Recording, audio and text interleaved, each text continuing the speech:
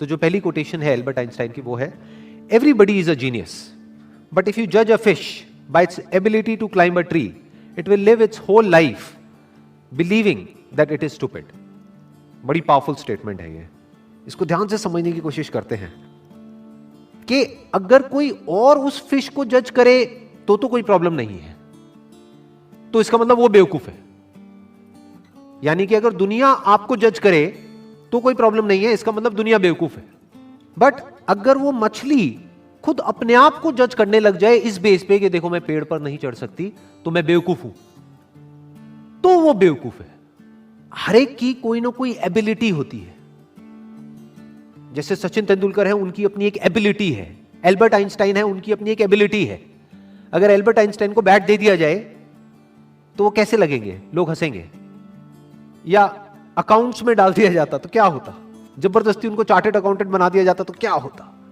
क्या वो कभी भी ऐसा कुछ अचीव कर पाते जो उन्होंने अचीव किया? No doubt he was a genius, but वो जीनियस क्यों थे? क्योंकि उन्होंने वही किया जो उनकी नेचुरल इंक्लिनेशन थी। जैसे कि एक मछली है, अगर उसको बोला जाए कि पानी में तैरो तो वो पानी में बहुत तरीके से तैर सकती है। ऐसा कुछ कर सकती है कि जो देखने वाले हैं दे विल बी मेस्मराइज्ड, वो कहेंगे कि यार ये कैसे हो सकता है।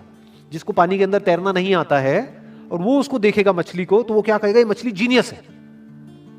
तो इस तरह से पहले हमको समझना पड़ेगा कि हमारा पर्सनालिटी टाइप क्या है, और जब हम अच्छे तरीके से समझ जाएंगे और फिर एक्ट करेंगे, then sky is the limit. फिर सबके अंदर एक जीनियस है, फिर सब जीनियस है। Next quote is, education is not the learning of facts but the training of the mind to think. क्यों कहा जा रहा है ये? देखो क्या कमाल की बात इन्होंने कही है। बल्कि जिस वक्त इन्होंने कही थी उस वक्त कंप्यूटर्स इतने ज्यादा डेवलप नहीं हुए थे, इंटरनेट इतना ज्यादा पेनिट्रेट नहीं हुआ था, फिर भी वो देख पा रहे थे कि फ्यूचर में क्या होने वाला है। उसके बेस पर ये स्टेटमेंट उन्होंने दी है। क्यों एजुकेशन में लर्निंग ऑफ फैक्ट्स इंपॉर्टेंट नहीं है? क्योंकि आज की डेट में अगर बात करी जाए तो जो फैक्ट्स हैं या जो नॉलेज है वो तो एक क्लिक ऑफ बटन पे अवेलेबल है। मतलब अगर एजुकेशन का मतलब यही है कि स्कूल जाओ, कॉलेज जाओ और जो बुक्स में लिखा है उसको रट लो और अपने यहां पर फीड कर लो, तो इसकी जरूरत क्या है? वो तो ऑलरेडी मोबाइल में है। जो बुक्स में लिखा है अगर उसको आपने रट भी लिया और यहां पर फीड भी कर लिया, तो अगर उसको रिट्रीव करना है तो कैसे करोगे?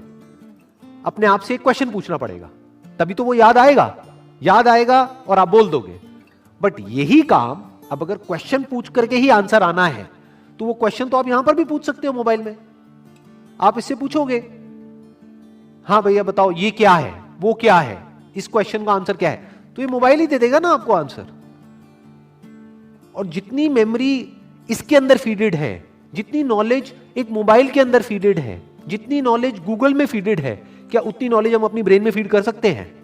तो हमारी ब्रेन, अगर हम एजुकेशन को सिर्फ इतना ही समझते हैं कि एजुकेशन का मतलब कि फैक्ट्स को यहां पर फीड कर दिया जाए, तो हमारी ब्रेन इससे बहुत पीछे ही रहेगी, चाहे हम जितना मर्जी डेवलप कर लें। तो वो एजुकेशन किसी काम की नहीं है। तो व्हाट इज रियल एजुकेशन, ये समझना बहुत जरूरी है। क्योंकि अगर हम इसको नहीं समझते तो हम ऐसे लोग अपने एजुकेशन सिस्टम से निकालेंगे जिनके अंदर फीडेड तो बहुत कुछ होगा, बट उनको यही नहीं पता होगा कि सोचते कैसे हैं।